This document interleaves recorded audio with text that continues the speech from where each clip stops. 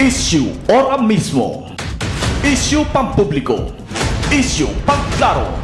Issue hatod aksyon sa Indo ora mismo.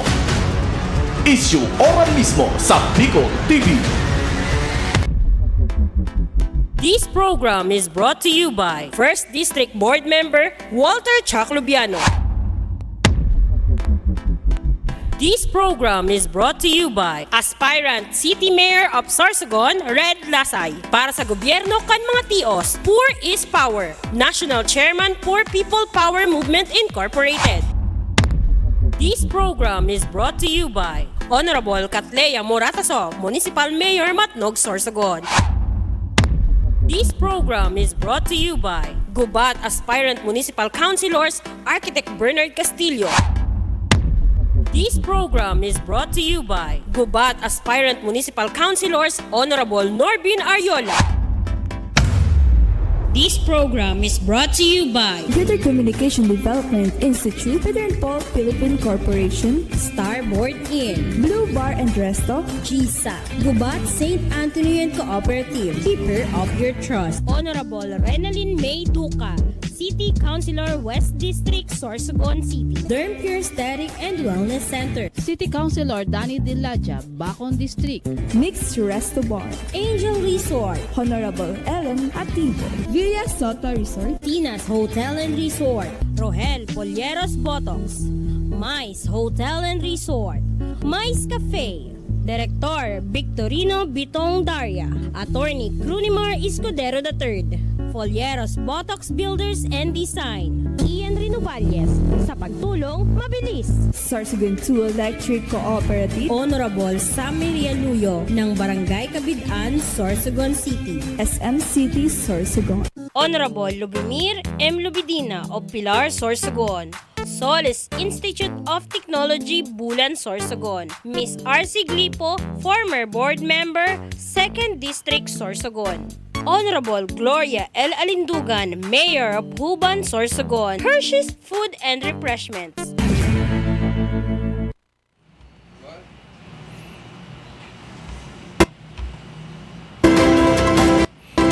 Okay, magandang umaga Pilipinas, Luzon, Visayas, Mindanao. Magandang umaga sa lahat ng inabot ng ating programang Issue Ora mismo. Ngayon ay Lunes na naman mga kaibigan, magsama-sama tayo sa isang edisyon na naman ng programang Issue Ora mismo. November 25 na po mga kaibigan. Lang tulog na lang, Pasko na naman. Humanda kayo mga ninong at ninang. Pero sabi baliktad na ngayon, ang ninong at ninang na ang niriregaluhan. Samahan niyo po ako sa pagtalakay ng mga napapanahon na issue dito lamang po sa loob at labas ng probinsya ng Sorsogon. Live na live tayong mapapanood sa Facebook page ng Bicol TV Sorsogon at sa YouTube channel. Magandang umaga po.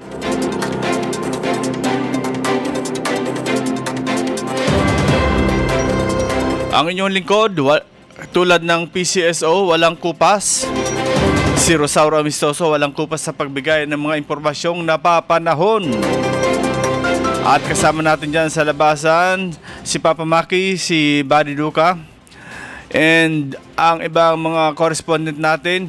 Welcome na welcome po kayo sa ating programa sa pagbigay ng mga impormasyong napapanahon. Bueno, tuloy-tuloy tayo sa ating programa ngayong araw nito. Mga kaganapan dyan sa labas.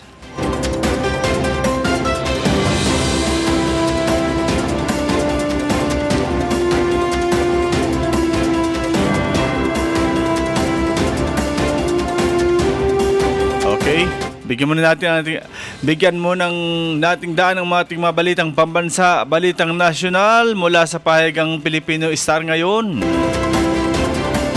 Sa ulo ng mga balita, kill order ni VP Sara, laman ng World News.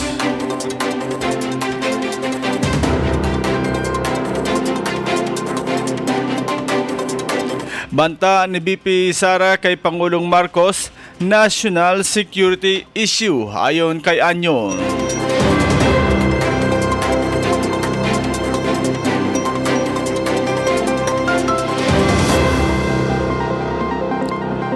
At BP Duterte pinakakasuhan sa pagbabanta kay Pangulong Ferdinand Marcos Jr.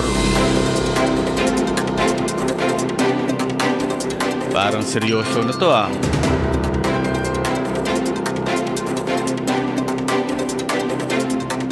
Narito na ang mga balitang pambansa, balitang nasyonal mula sa pahayagang Pilipino Star ngayon. Kill order ni BP Sara, laman ng World News.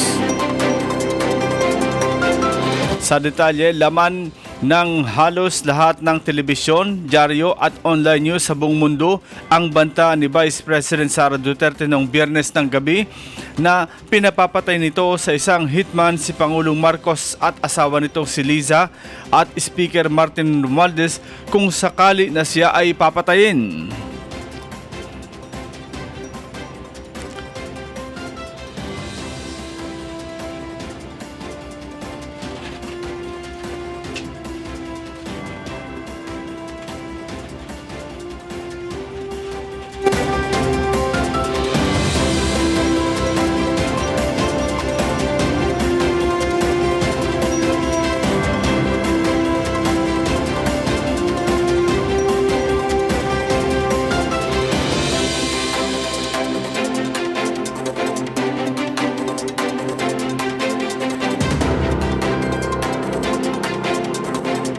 Ilan sa mga kilalang news organizations na binalita ang pagbanta ni VP laban kay PBBM ay ang CNN, Bloomberg, Reuters, Associated Press ng Amerika, Agence France Press ng France, ABS, CBS, Fox News, Straits Times ng Singapore, Nikkei TV ng Japan at ilan pang TV at dyaryo sa Middle East at Europe. Inilabas ng mga TV at inilathala naman ng mga online news ang mga pahayag ni Duterte sa isang press conference ng madaling araw habang nasa loob ng opisina ng kanyang kapatid na si Congressman Paulo Duterte sa House of Representatives. Ayon sa batas, ang sinumang magbanta sa buhay ng Pangulo at ang pamilya nito ay maaring makulong. Sa isang pahayag, sinabi naman ni Executive Secretary Lucas Bersamin na itinimbre na niya sa Presidential Security Group ang mga pahayag ng BP at bahala na silang umaksyon. Ayon pa rin sa report ng international media, nakikipag-ugnayan na raw ang PSG sa Philippine National Police at ang National Bureau of Investigation para sa kaukulang aksyon. Nangako rin ang Armed Forces of the Philippines sa pamamagitan ng hepe nito na si General Romeo Browner na mananatili itong nasa gitna lang at patuloy nitong susundin ang civilian authority sa pangunguna ni Pangulong Marcos bilang Commander-in-Chief nila.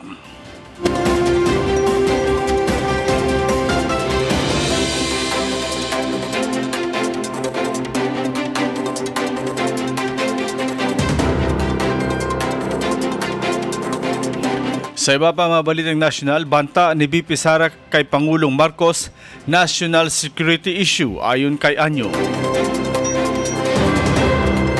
At sa detalye, itinuturing na national security issue ang lahat ng banta laban sa Pangulong Ferdinand Marcos. Ayon kay National Security Advisor Eduardo Anyo, seryosong issue ng ang pahayag ni Vice President Sara Duterte na may inutusan na siya para ipapatay sina Pangulong Ferdinand Marcos Jr. at First Lady Liza Marcos sakaling may pumatay sa kanya.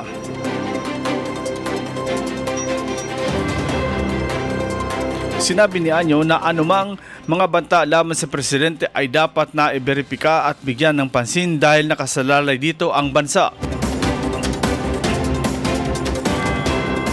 Nilinaw din ni Anyo na ang pagbibigyan ng proteksyon sa Pangulo ng bansa ay non-partisan at sa halip ang seguridad mismo ng publiko ang kanilang prioridad.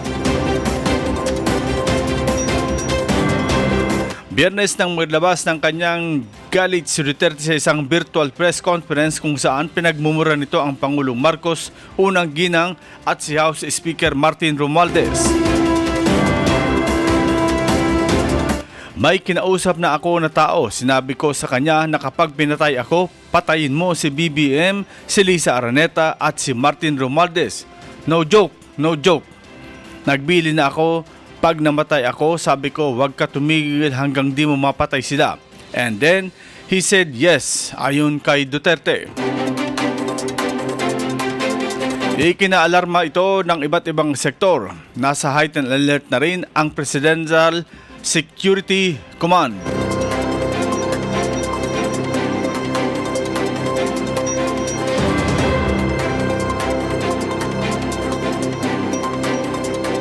Sa pinakahuling balitang nasyonal,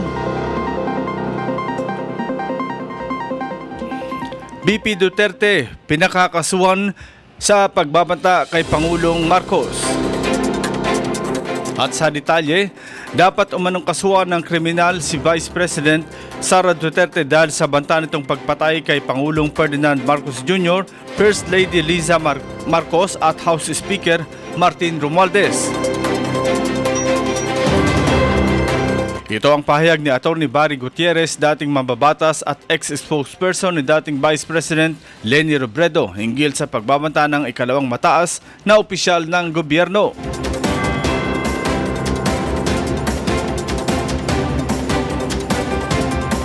Magugunita na unang sinabi ni BP Sara na may inutusan na siya para patayin si President Marcos, First Lady Liza at Romualdez kapag siya ay napatay. Ang pagbabanta ni VP Sara ay ginawa ng ang kanyang Chief of Staff and Office of the President Undersecretary Zuleika Lopez ay na-contempt at nakulong sa House Custodial Facility nang aminin na hiniling niya sa co-auditors na huwag mag-comply sa patawag ng Kongreso tungkol sa paggamit ng OBP sa confidential fund.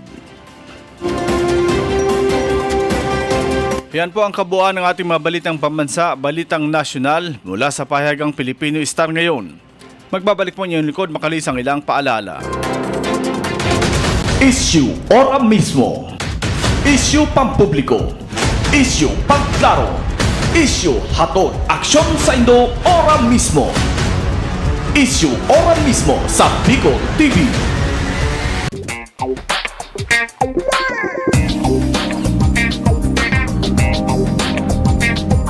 Elevate your staycation as Christina's Hotel and Resort opened its newly renovated private villa designed with an emphasis on comfort and style, making it the perfect choice for family gatherings and even small celebrations. Experience paradise right at your doorstep with their luxurious tropical villas, complete with amenities, free Wi-Fi, air-conditioned rooms, private pools, jacuzzi, and a lot more. They have function rooms for any occasion such as weddings, birthdays, and even seminars. They also have open cottages for day swimming with adult and kiddie pool. For food cravings, worry no more because they have restaurant that offers a wide variety of foods. Have fun and enjoy while singing at their KTV room. Christina's Hotel and Resort is located at Barangay Ginlahon, Sorsogon City. For reservations, contact them at 0908-810-9428 or at their Facebook page, Christina's Hotel and Resort.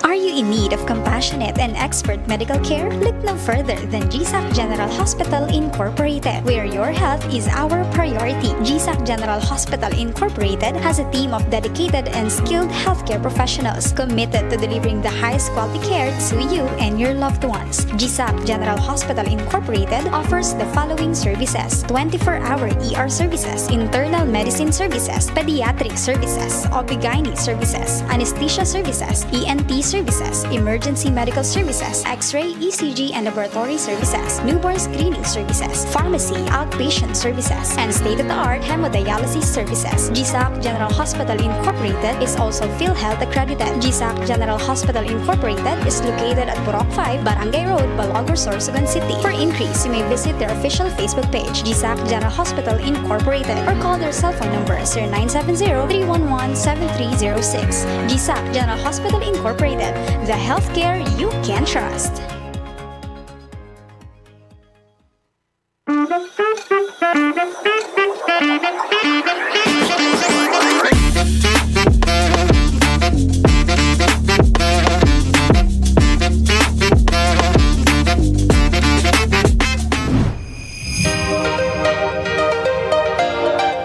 you're looking for a place to stay, come and visit Starboard Inn. They offer a very affordable and budget-friendly rooms for your needs. They have air-conditioned and non-air-conditioned room with television and free Wi-Fi. Starboard Inn, located at the heart of Sorsogon City. So what are you waiting for? Come and visit Starboard Inn located at Alegre Street, Barangay Borabot, Sorsogon City. Or visit their Facebook page or contact them at 0928-5549864.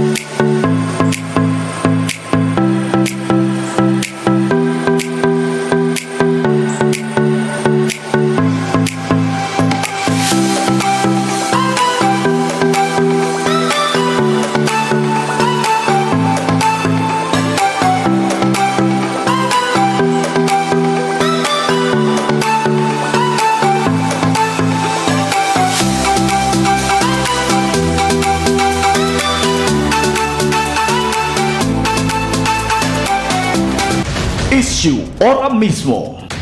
Issue pampubliko. Issue pagklaro. Issue hatod aksyon sa Indo ora mismo. Issue ora mismo sa Bicol TV. Issue ora mismo. Issue pampubliko. Issue pagklaro. Issue hatod aksyon sa Indo ora mismo. Issue ora mismo sa Bicol TV.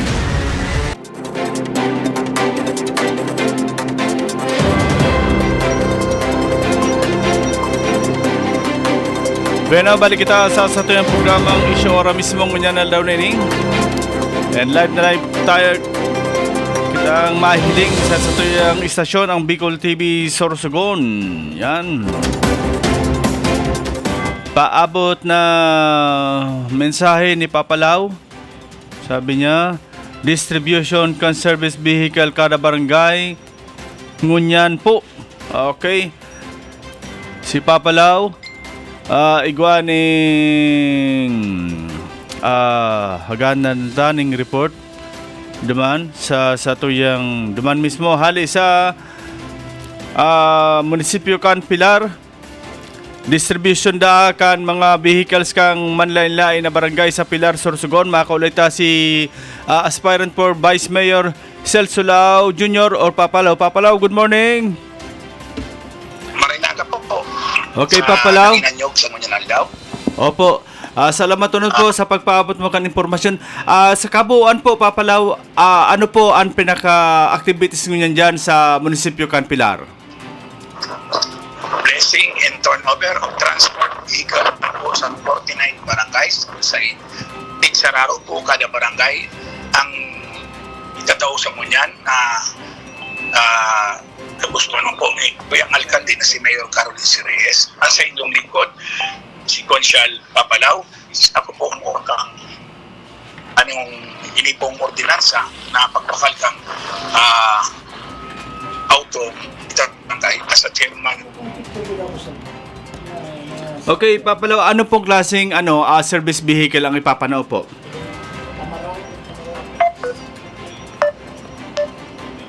Okay, so si Papalaw. Medyo nawaran signal ni Papalaw. Magayon ko ito na sa iyang ipinaabot Out of 48 barangays, may tigsararo na behikulo na marireceive hali sa LGU Pilar. Yan ang balita na itinaon sa tuya ni Papalaw direktamente dyan sa Pilar, Sorsogon. Okay? So, maramat na po girari kay Papalaw. Medyo nagluya ang signal ni Papalaw sa ngunyan. Iguaning we'll try to connect again para makuata ang linya ni Papalaw. Pero sinabi niya po 48 vehicles each kada barangay ang marireceive sa ngunyan kan munisipyo kan Pilar sa mga barangays na sakop kan munisipyo kan Pilar. Magayon yung balita. And bako yung tricycle, kasamang Jojo, bako yung tricycle. Garo, tama raw FX. Ang tsura niya, oo. So, talagang service vehicle ini. Taharay mambaga ang Pilar. Kaya, so mga maabel dyan, magayon nun na at least iguana sindaning magagamit na behikulo para sa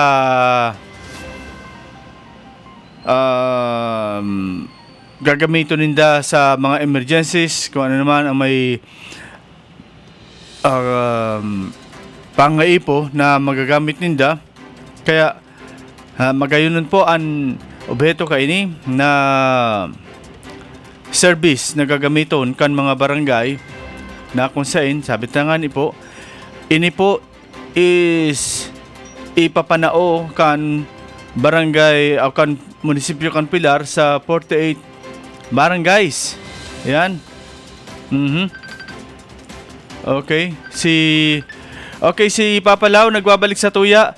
Papalaw, anong klase pong mga behikulo ang itatao po sa mga barangay na kan Pilar? Hello? Opo, Hello? Papalaw. Ano pong klase ng mga behikulo ang itatao sa barangay? Yes, Papalaw, live na live po kita ngunyan. Sabi mo nga po ba ipapanaw ngunyan ng mga behikulo sa mga barangays. Anong klase pong behikulo ini na ipapanao? Nagluluya ang signal ni Papalaw. At oras yan, kung makalog na... Okay, bago yan mga tugang. Sunod-sunod ang report hali sa luwasan. Ang report po ngunyan, sabi nga ni Buddy Duca, signal number 10 tuminama sa barangay Dangkalan, Dunsol, Sorsogon. Ang detalye, araman ta kay Buddy na Duca pa. Buddy, sok pa. Good morning sa imo tabi SM and sa gubos na tagapagantapay kang programang Issue or mismo. Okay. Ano yung signal number 10? Tuminama. Tama talaga. Tuminama ang signal number 10 na kalamidad sa barangay Dangkalan, Dunsol, Sorsogon. Iyon ang pagsasaladawan kan mga residente duman sa nasabing lugar, partikular ang mga paraimpaki, paratinda, asin mga parasira, kan lawlaw dyan sa nasabing lugar. Mas masahol pa sa signal number 10 ang sa indang namamatihan ngunyan matapos na magbaba isarong Executive Order number 24 Series of 2024 si incumbent Mayor Dunsol Ted D. Guzman para ipagbawal ang paglakop, pag-impaki asin pagpabakal kan lawlaw yan sa barangay Dangkalan mismo. Bawalon. Ipagbawal. Iyon ang nakapalaman o napapalaog man sa pagkakaintindi niya to tabi SM duman sa executive order na imbidaba ni Mayor Ted D. Guzman na may petsa Oktubre 21 presenteng taon. Aha. So, sobra sa rong bulan na tabi ini SM na pigbaba diyan sa munisipyo Candonsol, particular diyan sa Barangay Dangkalan. Ta medyo naalarma nga ni kita tabi SM, ta duminalagan kisa dumang kasuwapon kay bata si Jojo Lascano, ta medyo alarming tabi ini SM. Oo. Ta isipon mo, ipagbawal ang sa imong paghanap buhay diyan sa nasabing lugar. So, mas matindi pa talaga sa kalamidad ang nararanasan ng mga tao diyan sa Barangay Dangkalan, Dunsol, Sorsogon. Oo. But, Sinabi pa sa kapalaman, duman sa nasabing executive order, ang nasabing executive order iyo ang para protektahan daa ang turismo atin mga turista diyan sa nasabing barangay na nagkakausa daaki kapian asin malain na amoy ang pagdakop asin pagtinda ang asin ang pag-impake alawlaw diyan sa nasabing barangay. grabe man ah. And medyo naalarma kita digdi sa BSM and sa tuyang minaot naman kay bata si Jojo Kasuapon na aramon asin nag-imbestigar duman mismo sa nasabing barangay asin nakaulay ta duman sa BSM nagadan ta niya reaksyon na sina-interview ta duman si Barangay Kapitan Kandangkalan na si Ariel Cha. And sa iya man ining pigkonformar and pinahiling siya sa tuya ang kopya kan nasabing executive order na siya nga ni medyo nanluya man kan ini sa iyang nareside. And medyo dili nga niya nasabutan kung ito na nasabing order iyo ang nasabing ordinansa. Tapigiling katabi duman sa nasabing papel pakuklang po ito ordinansa. Iyo po ito ang isarong executive order na pagbabawal, particular ni Mayor Teddy Guzman na magdakop naman tilawlaw asin mag-impake asin magpabakal. So, klaro ta kay Kapitan Kasuhapo na bago tabi ini ordinansa. Asin ang pagkaaram ko kan ordinansa may kaakibat na penalidad. Executive order is different from ordinance. Medyo na-enlighten duman si Kapitan nasabutan niya sabi ko nga ning Kap 2 pages man lang ini. So ini sarong executive order ni Mayor Teddy Guzman na kamo dai na mag-impake ligdi asin ang sa iyang pigkumpirmar na ang pag-impake daa dinara na duman sa ibong na barangay sa medyo harayo na sa Sainda duman na sa lampasan tourism area. Duman sa barangay Bilisitahan asin sa barangay Pangpang Kandunsol, Sorsogon. Okay. So medyo harayo na ito tabi duman sa BSM sa nasabing na barangay and medyo ang kadakulan kan mga nakaistorya duman ang mga paratinda kasi mga para-impake broker medyo nangluya sinda sa may nagsabi nga ni duman sa Ronaguan nasabi niya bata nga nasunod-sunod nga kita kibagyo tapos ini nga matindi yun nga nila bagyo dahil sipon mo nga aliyon nga ang sa imong pagbuhay. Oo. So napapalago sa sentang pangapulan sa munisipyo Kanda Dunsol asin Siringman kay Provincial Governor Boboy Amor na ang ini ako diran sinda na maayos asin ma-resolve ang nasabing problema. Okay, so kasi buddy in fairness gusto talang maging patas dahil man din nagsabi na bawal sa Barangay Dangkalan. Base man lang sa executive order, pig-designate niya ang Barangay Pangpang, Himagaan, Ugod, and Punta Waling-Waling, Dalisay of the Municipality of Dunsol as docking area. So, dahil man digdipig sabi na bawal sa Barangay Dangkalan. Pero base sa designated, gusto sabihin, dahil pwede bagdak sa Barangay Dangkalan. Roger to that. So Play medyo safe, parang kumbaga. iniwas lang ang sarong na word na bawal. Pero kung sa imong nga i-interpret ron, ano sa aming executive order ta BSM, dili lang sinabi na bawal. Pero ang dinesignate lang na lugar, so gusto sabihin, ang designate na lang ng lugar ng mga barangay, duman lang pwede Mag-dock. yung Oo. mga dinakop na lawlaw. So, Mag-unload and unload. Unload. At sa panahon pa, igigibo na ining docking area kan mga nasabing tao diyan sa barangay Dangkalan. Yes, kaya lang ang ano baga diyan ginigibong tourism site ang ang barangay Dangkalan. Ang hapot, nakaulang ba talaga ini na pag load and unload kan mga lawlaw diyan sa barangay Dangkalan sa grabe na turista na nag-aabot? O talagang grabe na kaya dapat halion? Sa tuyang entrevistang nako dumang kay Kapitan Ariel Cha, siya yung kumpirmar na medyo naka-distract man talaga. Pero alagad siya man nagpresentar kasuhapon and kusog na buot niya na ipresentar ang tapat mismo kang barangay hall on ang barangay site iyo ang sa iyang itatao bilang parang daking area sa mga tao diyan sa barangay barangay Dangkalan na sindangan ni nagkaigwati kasunduan na duwa lang na broker ang sa indang tutugutan, partikular dyan mismo na taga dyan sa barangay Dangkalan ang sa indang tutugutan. Dahil nasinda mapalaog ti ibang broker o ibang paratinda, ibang parakuha kan lawlaw na dili na pwedeng mag-ano dyan. Nangyari sa inda kan mga nakalihis na daw and kasi sa kasalukuyan dahil naman pa duman sa barangay sa ibang barangay na sinabi ni Mayor sa iyang executive order na iman na akomodar duman ang mga tao na hali dyan sa barangay Dangkalan.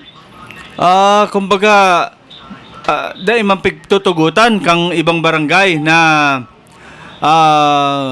duman magdak sa ibang barangay. Roger, nagiging ang sarong pangani na sentimento duman ka naka-istoryatan sa Rungkurang, nagiging stranger nga kami duman sa ibang barangay and talaga sinda natugot na maglaog duman ang taga ibang barangay, partikular ang hali dyan sa barangay Dangkalan, Dulsol, Sorsogon. Oo. So, paano kaya ng mga parlawod na taga Dangkalan? Iyon na nga ni ang problema sa sindang ngunyan dahil na nalawod sa gutuman sa indang pamilya sa ka man maadak sa imong dinakupan bawal ka na mismo sa dyan sa diri mong barangay. Iyon na nga ni. Ta syempre kung ako kapitan kan barangay Pangpang or barangay Ugod or other barangay, di man ako matugot na dapat ang mga para lawod ko lang ang magdak dyan. Roger, nagiging territorial paga ang dating dyan. Kung si Sayat nakatungod dyan sa nasabing barangay sa Dalampasigan, so ang may karapatan dyan, so mga taga dyan mismo, and ang may karapatan magkuha, sin magdaong dyan sa sa nasabing barangay, kung saan nagkuhaan sa ang mga tao, siyempre ang mga taga dyan. Yun na nga. So anong magiging resulta kaya yan? Paano ang paralawod kan barangay Dangkalan? So ano na lang? By air ba ang loading nila and unloading? Bagan papalayo guninda ang sendang mga bangkang di motor para duman na lang sa base sa tuya pakikipag-istorya dumang kay Kapitan Ariel Cha sa iyang pig-resolver man kasuhapon and siya na nagibog isarong petition letter para duman sa gabos ng mga residente apektado diyan sa munisipyo Cantonsol, particular diyan sa barangay Dangkalan, papasisiring duman sa opisina ni Mayor para hagadon ang sarong dialogo manungod sa nasabing problema. Oo. So, kasi Diyos ko naman, hindi naman gusto mabuhay. Bako lang ini mga dyan, ini may mga negosyo kang mga resort. Sipon man kuta ninda. Kumbaga, bako man yang whole year round na pagdagsakan lawlaw, di ba? Panapanahon man lang yan. Roger to that, ang kinumpirmay ni sa tuya ni Kapitan na antang lawlaw nagpupon magdagsa dyan sa munisipyo Candensol sa bulan ngunya na bulan na ininagamihan na asin nadurar sa Mayo asin Hunyo minsan pa nga. Oo. And base naman doon sa pakikistoreta kay Kapitan, ahagado nila sa rong dialogo, sa medyo talaga apektado ang sa iyang mga barangay constituentes yan sa nasabing lugar, sa isipon mo ang haliyang kakihanap buhay. Diyos ko, natapos pa lang ang kalamidad na 5 na unong nasunod-sunod na bagyo, although dili kita tinamaan ng direkta kaini, may epekto sa pagbuhay kan mga tao sa bilog na Pilipinas. Siyempre. Yan tapos sa arug pa kaya. Yan panahali ang kanin, hanap buhay mo. Paano nga sa pagkaon? O paano na sa pag-eskwela kan mga sa imong estudyante? Mm-hmm. O paano na mga pagpakal mo kan mga gamit mong personal sa imong pamilya? Oh, bad supplian man ni Mayor. So medyo ang mga niya ng problema dyan sa nasabing lugar, and sa pagitan sa petisyon, we are hoping na sabi nga ni Kapitan na mamati and madangod ni Mayor sa ilang mga agrangay sa totoo lang sa BSM, dili sila param. Bigla na sa nadaang buminaba ang nasabing executive order na kung dili nga ni kita nagabot kasuha, kung dili siya malilinawan na ito palang papel na kapot-kapot niya sa rong executive order bako ordinansa. Oo. So, iba talaga ang ordinansa. Unang-una pag sinabi yung ordinansa, igwa ining public hearing. Dahil mapigkondukta and maliwanag na nakakaag executive order. Iba kung municipal ordinance. Roger, to that, yan nga niyang pangapudanta sa mga sa ibang mga barangay official, bako tamang pigmiminos ang gabos ng mga barangay official na medyo magtagabasakan sa indong mga Biblia manungod sa pag-governance dan nasabi ang kalsensya indong mga barangay. And not only that, maski day ka magbasa, karapatan ini, obligasyon ini kan leader, kan alkalde na ipaapod ang both sides. Sisa nag-complain di municipal tourism o ang mga dyan, ang may mga pagsadidikang resort. Magkamagpita sa win-win situation. Bako itong naging one-sided kita. Kung araw kaya, masasabi ko na one-sided talaga ang nangyari kasi bigla ka na lang inabutan ng executive order dahil man lang paapod. So it means iba ang kinikilingan sa tinititigan. Roger, to that, and ginitake-site naman yan kay Kapitan. Sabi ko nga ikaw, sabi ko nasa ibong ka. Kaya medyo sa imo binagsak ni Mayor ang nasabing executive order, siningil out ka. Although dili ka binatang duman ng barangay Pangpang, barangay ng Karanti, pwede. Pero parang nilampasan ka, nilaktawang ka na pwedeng duman na sana magdak ang mga nasabing pagdakop kanlaw-law. Yung nga ni. So, abangan na lang ang susunod na kabanata. Medyo makaalas nga ni Tabi SM na dili nga ni sinabi na bawal, pero ang tigsaad lang duman na pwede. Automatic na yan. Okay. Ang barangay ng Kalan. Automatic na yan. Pag wala dyan, dahil kakasakaupod. Bigyan mo ng docking area ang nasabing lugar. So, abangan sa Tabi SM, ang mga kaganapan, mga masunod pa na pangyayari duman sa nasabing barangay, para makaigwa kay win-win solution ang nasabing problema diyan sa munisipyo kan Dunsol, sa particular diyan sa barangay Dangkalan, Dunsol, Sorsogon. Dapat igwa kitang constant na na contact kay kapitan diyan sa Dangkalan, buddy. Roger, to that, ikaw matapik kitang contact kuman na direktang linya para from time to time ma-update kita kung ano na ang naging resulta sa isang dialogo between local government unit of Dunsol and the resident of Barangay Dangkalan, Dunsol, Sorsogon. Okay.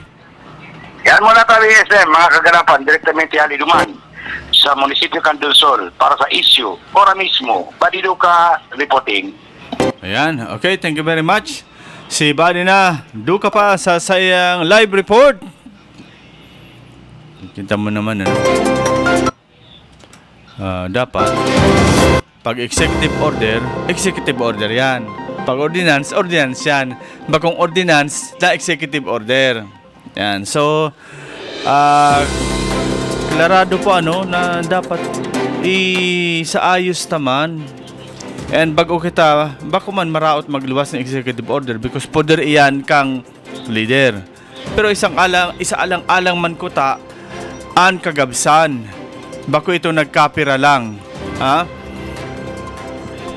Kung pinarainer mo ang nagkapira lang, it means bakong maray ang sa mong pagpapadalagan kang lugar. Okay? And diretso kita sa report ni Papa Maki. Ayan, direktamente hali dyan sa Matnog, Sorsogon. Papa Maki, sokpa.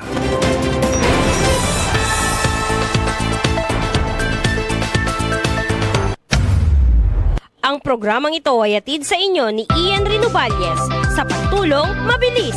Natukoy na ng mga otoridad ang suspect sa pamamaril ng isang senior citizen sa Sitio Matanak, Santa Teresita sa Bayan ng Bulan. Matatandaan itong November 21, dakong alas 6:30 ng umaga, habang nag-eehersisyo sa pamamagitan ng paglalakad, ang biktima na si Edna Bilin Julata at isa pang kasama nito ay sinusundan na pala ito ng dalawang kalalakihan na sakay ng isang motorsiklo at pinagbabaril ito. Matapos ang pamamaril ay agad na tumakas ang mga suspect. Nagtamo ng isang tama sa ulo ang biktima at dalawang tama naman sa katawan nito. Nakuha sa pinangyarihan ng insidente ang 3 basyo ng bala mula sa kalibre 45. Naisugod pa sana ang biktima sa Irusin District Hospital bago ilipat sa Sorsogon Provincial Hospital, ngunit kinalaunan ay namatay din ito, habang ligtas naman ang naging kasama nito. Sa ikinasang hot pursuit operation ng Bulan Municipal Police Station ay nasa kote ang suspect sa bahay nito alas 9 ng gabi nitong November 22 sa kasalukuyang taon. Ayon sa inisyal na investigasyon, may kinalaman umano sa land dispute ang dahilan ng pamamaril ng suspect sa biktima. Samantala, nasa kustodiya na ng mga otoridad ang suspect para sa tamang disposisyon. Maki Gomez, Bicol TV. Ang programang ito ay hatid sa inyo ni Ian Rinovalles sa pagtulong mabilis. Yan. So, natukoy na or nadakip na ang suspetsado.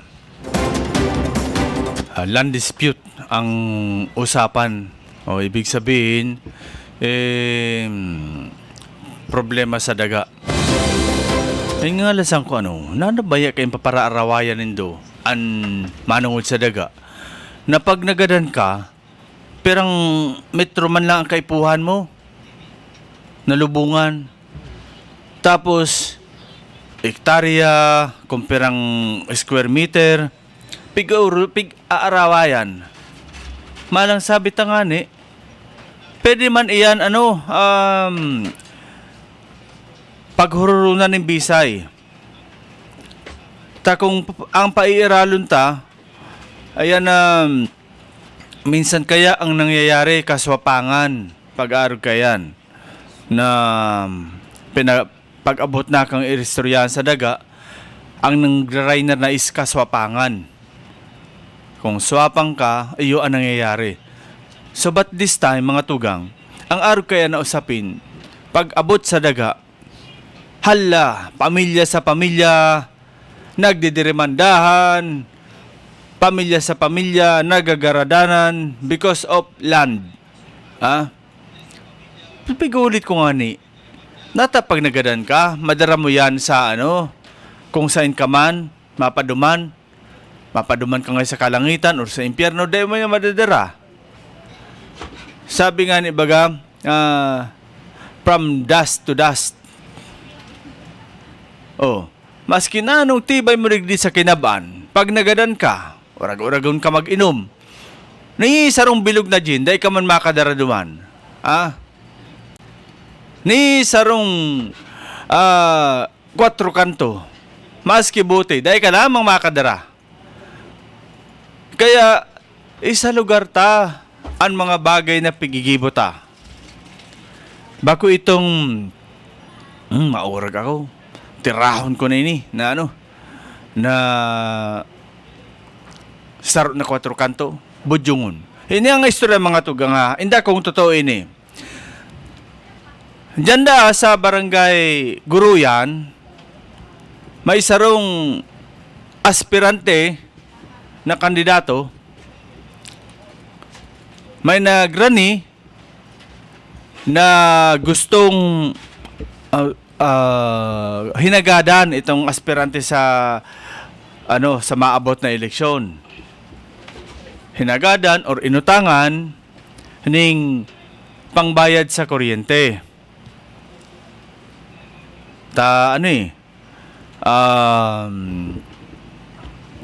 Mabayad nga sa kuryente.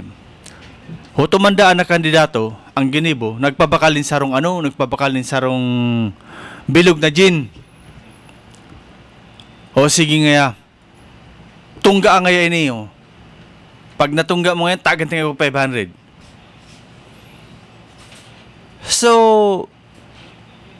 ang nangyari, kapit sa patalim. So, mabayad ki kuryente. Ang ginibo niya, tinungga itong sarong bilog. Kang naubos, matibay ka ngaya. Nagpakuha pa ng sarong bilog. Pagkuha ng sarong bilog, sabi, yung 500 kaya, gibuhon ka 1,000. Tungga pa ngayon eh. Di siyempre, nakaisip man ka itong nag-utang o naghagad, mas maray nga. Halimbawa, tunggaon niya pa sa saro, nakabayad na siya sa kuryente, ikaw pa siya ning pambakaling pagkaon. Dito nungga pa. Ang problema, ang araw na lang kaya ang tada sa panduang bote, nagkirimig-kimig da lalaki. So nagtungga, nagkirimig-kimig. Hanggang sa inarakudiran. Nagkikimig-kimig da hanggang nagtaragas ang lawas. Huto da ang kandidato, ulukunon pa.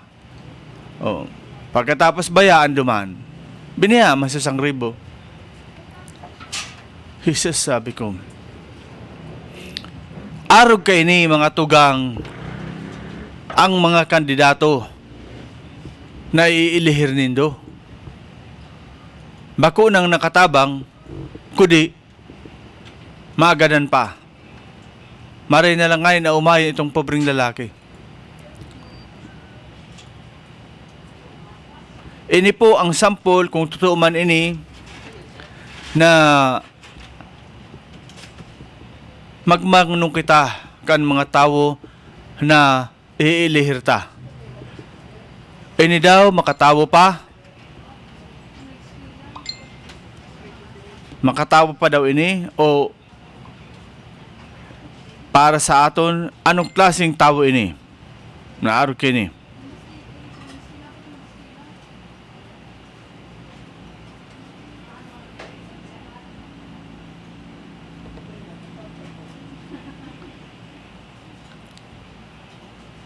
Kaya mga tugang hurup-hurupon ta, maabot na naman ang eleksyon.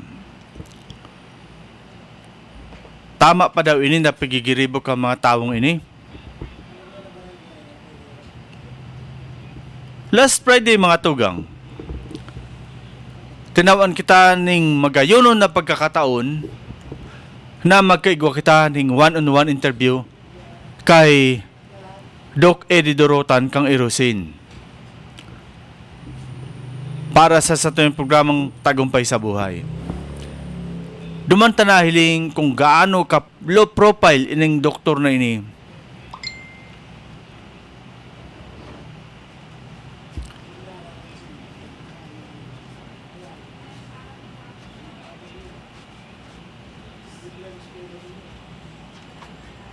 Kung mahiling ta na arog kayo ng sitwasyon, kumbaga, ang pagkatawo ni Doc Eddie, kumbaga na siya, stable ang buhay, tapos na ang mga aki, wala nang kapuro problema sa buhay. Then, here comes na maski palan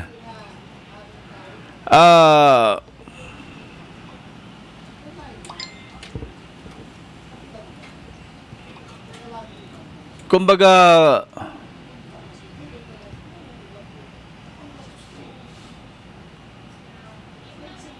sa sitwasyon na arog kayo ni is Digdita mahiling ang pagmakulog kan sarong kandidato. Ang pagmakulog kan sarong politiko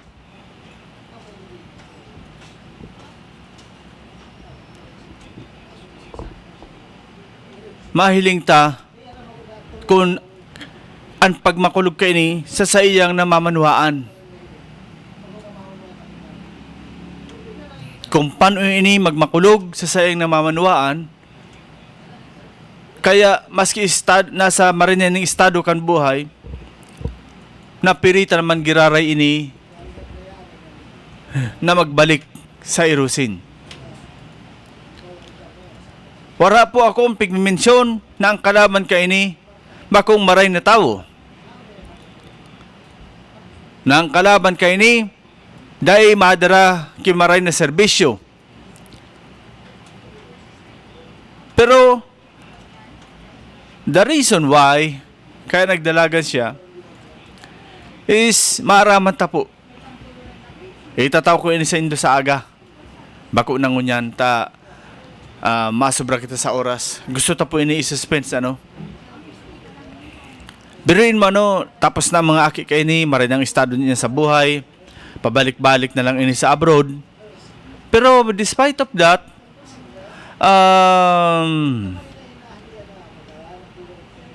yaon man giraray sa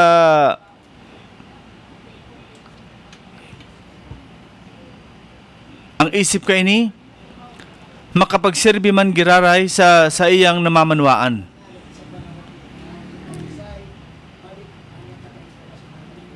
Para sabi nga ni an Irusin para sa Irusanon. Magayunan po ang naging panayam ta kay Doc Eddie. And sa aga po ipapahiling tayo ni sa Indo na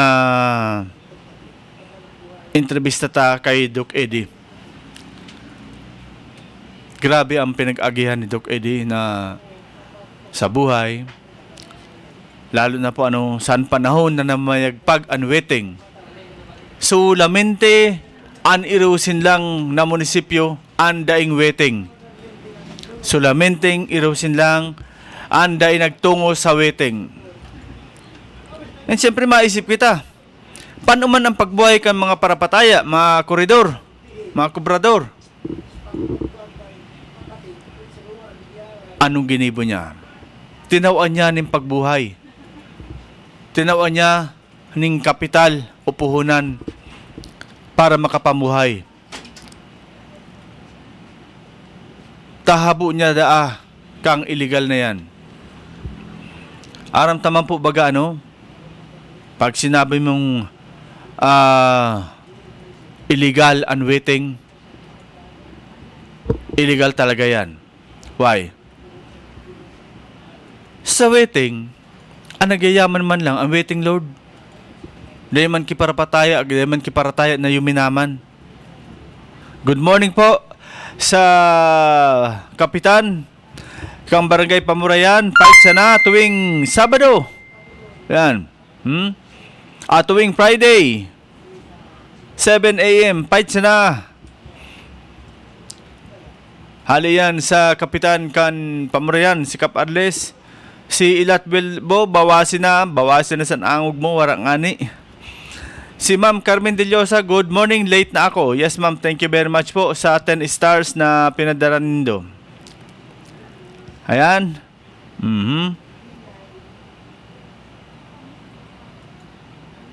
Salamat po ma'am sa 10 stars. And imbitado po ang Gabos this coming November 29 to December 1 ang third Grommet local competition dyan sa Benavista, Gubat, Sorsogon sa Angel Resort. Yan, ang third Grommet local competition. Ini ba sa surfing pagtukdo ka mga kaakian, mga aki pa lang, piglilinang na sa pag-surfing. Okay? Gabos po, imbitado dyan sa Angel Resort, Benavista, Gubat, Sorsogon. And sa aga, mahiling doon entrevista ta dyan kay Donna Estrellado. Ang national competitor, tangganan naman ni ang grupo kay ni sa surfing competition. Nag-compete na ini sa iba-ibang lugar, nagdayo na ini. Kaya abangan po sa aga ang entrevista ta sa grupo kay ning mga surfer dyan sa Angel Resort. Kaibahan an aki kan may pagsadir kay Angel Resort si Sir Darrell at si Ma'am Carmen na si Angel na sa murang edad pa lamang naglalaban na ini sa surfing competition. Yan, batog po yan sa November 29 hanggang December 1 ang surfing competition. Third Grommet Local Surfing Competition. Abangan po ninyo yan. So, in nga ni po na pahayag tano iting entrevista ta kay Doc Eddie Dorotan. Talagang siya lang ang tuminugas na dahil humatungo sa waiting. Digdi sa ako bungto. From 1992 to 2001, 3-termer mayor po ini. And kunyan, maaraman ta ang rason, nata, despite na stable na ang buhay niya, nagbalik man giraray siya para sa Irusanon. Ini po maaraman ta po ini sa mga maabot na aldaw sa pagtratata di po sa satuyang programang Isyu Ora mismo. And sa aga po, ipapalabastaan sa iyong kasimbagan. Mga mayormenteng kasimbagan niya sa pagbalik niya sa politika, sa pagka-mayor dyan sa Irusin, Sorsogon. Okay? So mga tugang, inabot na kita kan oras, kan sa tuyang programa, Isyu Ora mismo. And magbabalik po kita sa aga, same time, same place, same station, Bicol TV, Sorsogon. Sa ngunyan po, namaran man sa indang lingkod. And amantabayanan po ang mga masunod pang kaganapan dyan sa Dangkalan, Dunsol, Sorsogon na ihatod man gararin ni Buddy Duca asin ni Jojo Lascano. Sa mga gusto magpaabot ng mga reaksyon, mga dapat tutukan na issue, magpaabot lang po kamo ng impormasyon digdi sa Moya sa Bicol TV Sorsogon. Sa ngaran kan bilang ni staff kan Bicol TV Sorsogon, ang sandong likod si Rosauro Amistoso, maray na aldaw po asin Diyos Mabalos, probinsya ni Sorsogon. Isyu Ora mismo. Isyu pampubliko. Isyu pagklaro. Isyu hatod aksyon sa Indo Ora mismo. Isyu Ora mismo sa Bicol TV.